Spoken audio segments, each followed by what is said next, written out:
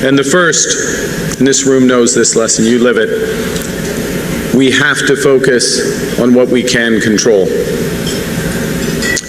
We can't control, I can't control Donald Trump, I gotta tell you.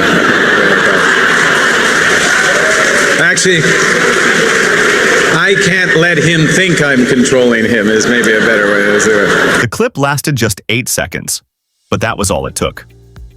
Mark Carney, Canada's Prime Minister, stood beneath golden lights at the Trillium Diwali Gala, surrounded by ministers, business leaders, and cameras.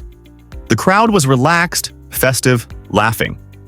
Then Carney leaned toward the microphone with that dry British-Canadian grin and said, "We don't need to make Canada great again. We just need to keep it together while others fall apart." For a moment, the room froze. Then, a burst of applause. Laughter, cheers, phones raised. It was meant as a light joke. But everyone watching knew it carried a message.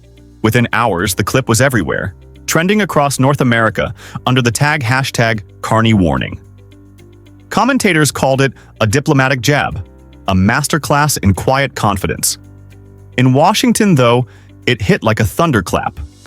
Trump didn't laugh. Sources close to the White House say he slammed his phone down after watching the clip. "Who does this guy think he is?" he muttered. Because Carney's joke wasn't just humor, it was a warning. A warning about where America was heading and who was quietly outsmarting them. For years, Donald Trump's America First trade agenda promised to bring back jobs, rebuild factories, and punish what he called unfair trade partners. But by 2025, that promise was starting to rot from the inside. Factories didn't flood back. Inflation did. Supply chains cracked. And Trump's tariffs, his signature economic weapon, were starting to hit the very Americans they were supposed to protect. The irony was painful. The tariffs on Chinese goods, Canadian steel, and even pharmaceuticals didn't make the US stronger. They made basic goods, everything from cars to insulin, more expensive. And that's where the shock began. Not in corporate boardrooms, but at the pharmacy counter. In small-town America, hospital administrators were suddenly paying 20, sometimes 30% more for imported generic drugs. The Kaiser Family Foundation reported surges in healthcare costs directly linked to trade restrictions. One nurse in rural Ohio told NBC, "We had to stop ordering certain drugs from Canada. They got hit with tariffs, and the prices became insane overnight." For decades, America relied on Canadian pharmaceutical pipelines to stabilize prices. Tariffs broke that lifeline. But instead of retaliating with chaos, Canada pivoted.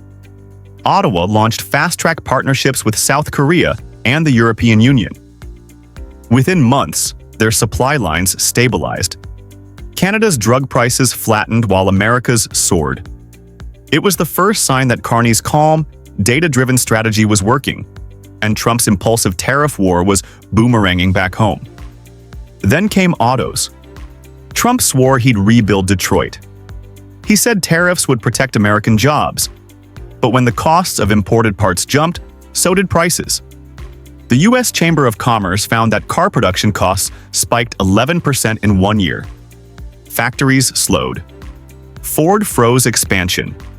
GM restructured. And north of the border, Canada quietly surged ahead. Ontario offered massive tax credits for electric vehicle plants, green steel, and AI-driven manufacturing. The result? Windsor, once a shadow of Detroit, saw over 12,000 new jobs. One Michigan factory worker went viral on TikTok.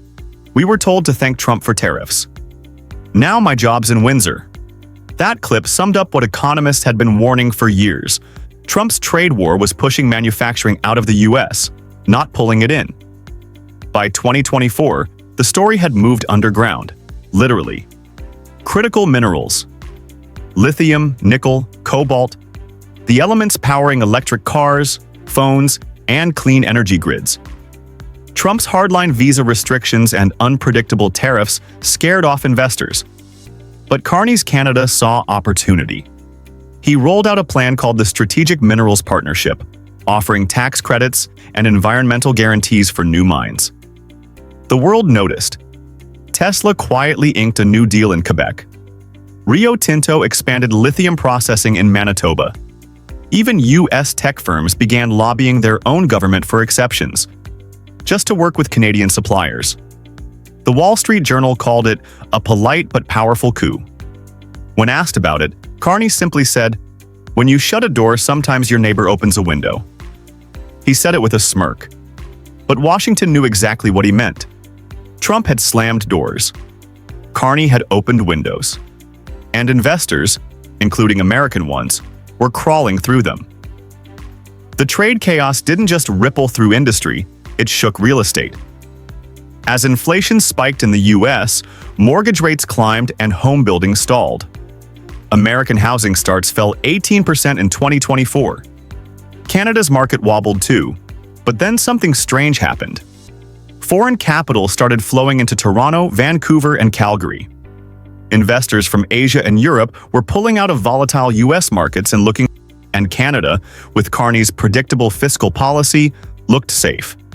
A Toronto condo worker named Maya told CTV News, "Everyone said the bubble would burst. But new buyers keep coming, especially from the States."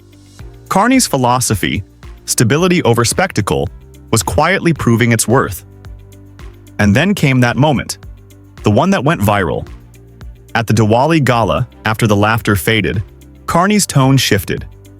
The room went quiet. He said, "Let me say this clearly. Protectionism is not strength. It's fear wearing a flag." The audience applauded, but in Washington, that line landed like a punch to the jaw. It wasn't just a soundbite, it was a thesis, one that summed up the last 8 years of North American economics.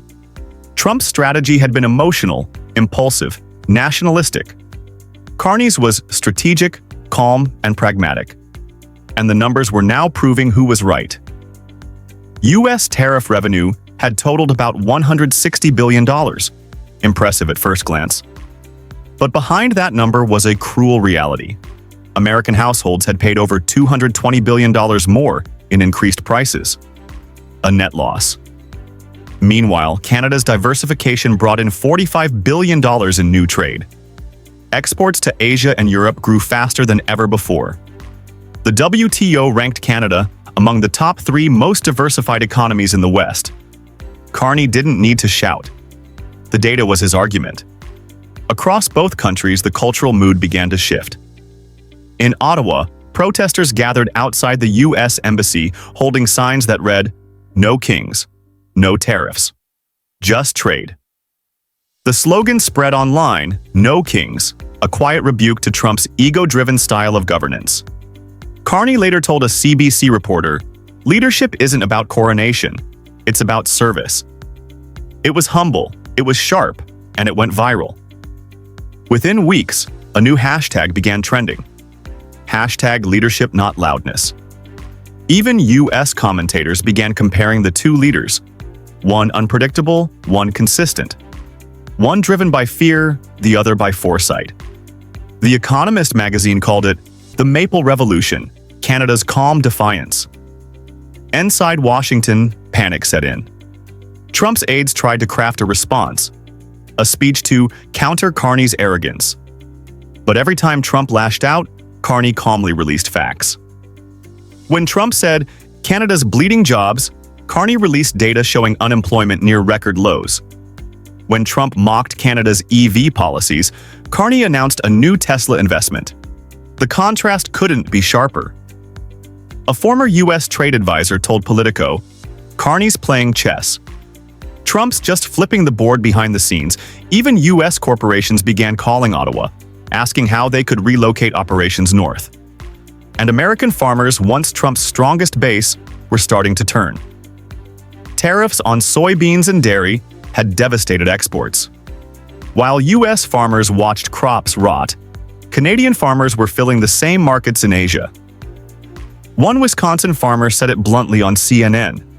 "Trump said he was fighting for us. But I'm fighting bankruptcy." By 2025, the shift was undeniable. The U.S. was more isolated than it had been in decades. Canada was rising as a quiet middle power, building bridges instead of walls. Carney's 3-word doctrine, protect, create, attract, had become the foundation of his foreign policy. Protect workers. Create new industries. Attract global partnerships. Simple, practical, and effective. At the G7 summit, when reporters asked why Trump skipped a key trade session, Carney smiled and said, "Canada will always show up." That was it. No insults, no drama, just quiet confidence. And somehow, it said everything. So when you rewatch that Diwali Gala clip, the laughter, the lights, the music, listen carefully to the message underneath the humor. Carney's line wasn't just a punchline, it was a warning. A warning that the era of shouting politics, fear economics, and tariff nationalism might be ending. And that the world, weary of chaos, might finally be listening to the calm ones. Trump's America is still loud, still defiant. But increasingly, it's isolated. Carney's Canada is smaller, quieter, but steadier. It's becoming what many thought impossible, a global example of how to lead without rage. As the night of the gala faded and the cameras pulled back from the skyline of Toronto, Carney's voice echoed through the speakers. "We don't need to make Canada great again. We just need to keep it together while others fall apart." It started as a joke. It became a headline. And it might just become history's verdict. Because in a world full of noise, sometimes the calmest voice in the room is the one that changes everything. And that's the story behind the joke that shook Washington. Not just because it mocked Trump, but because it revealed something deeper. That leadership isn't about how loudly you talk, it's about how wisely you act. So as that clip keeps circulating, and Trump's team keeps scrambling for a comeback, one question remains for everyone watching across North America. Who's really leading the future? The man with the slogan, or the man with the strategy?